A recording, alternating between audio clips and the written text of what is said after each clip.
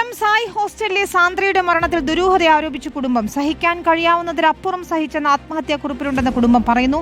2 വിദ്യാർത്ഥിനികളെയാണ് ഹോസ്റ്റലിൽ ആത്മഹത്യ ചെയ്ത നിലയിൽ കണ്ടെത്തിയത്. കൊല്ലം ACPയുടെ മേൽനോട്ടത്തിൽ പ്രത്യേക സംഘം അന്വേഷിക്കും. സായ് ഹോസ്റ്റലിലെ 2 വിദ്യാർത്ഥിനികളെയാണ് 2 ദിവസം മുൻപ് ആത്മഹത്യ ചെയ്ത നിലയിൽ കണ്ടെത്തിയത്. ഇതിൽ ദുരൂഹതയുണ്ടെന്നാണ് കുടുംബങ്ങൾ പറയുന്നത്.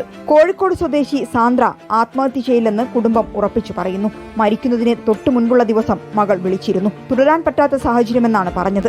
മാനസിക പീഡനം നേരിട്ടതായും കുടുംബം പറയുന്നുണ്ട്. എന്റെ കുട്ടി അങ്ങനെ ചെയ്യൂല. ഇടയ്ക്കിടയ്ക്ക് പറയും, എനിക്ക് മതിയായി അമ്മ, അവിടെ ഒരു ജയില് പോലെയാണ്, എനിക്ക് മതി, ഞങ്ങൾക്കൊരു നീതി നേടിത്തരണി, അതേ ഉള്ളൂ എനിക്ക് രക്ഷ. എന്റെ കുട്ടിയല്ലേ ഞങ്ങൾ എന്തെങ്കിലും ചെയ്യും.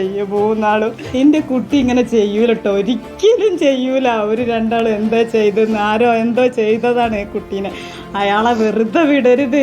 നേരത്തെ ഉണ്ടായിരുന്ന ഹോസ്റ്റൽ വാർഡനെ വീട്ടുകാർ വിളിക്കുന്നതിന് വിലക്കുണ്ടായിരുന്നു. അങ്ങനെ വിളിച്ചാൽ സാന്ദ്രയെ ഹോസ്റ്റലിൽ നിന്ന് പുറത്താക്കുമെന്ന് സായ് ഇൻചാർജായിരുന്ന അധ്യാപകൻ ഭീഷണിപ്പെടുത്തിയതായും കുടുംബം പറയുന്നു. അതേസമയം സംഭവത്തിൽ പ്രത്യേക അന്വേഷണം പ്രഖ്യാപിച്ചിരിക്കുകയാണ് കൊല്ലം സിറ്റി പോലീസ്. സഹപാഠികളുടെയും സായ് ഹോസ്റ്റൽ അധികൃതരുടെയും വിശദമായ മൊഴി രേഖപ്പെടുത്തും. റിപ്പോർട്ടർ, കോഴിക്കോട്.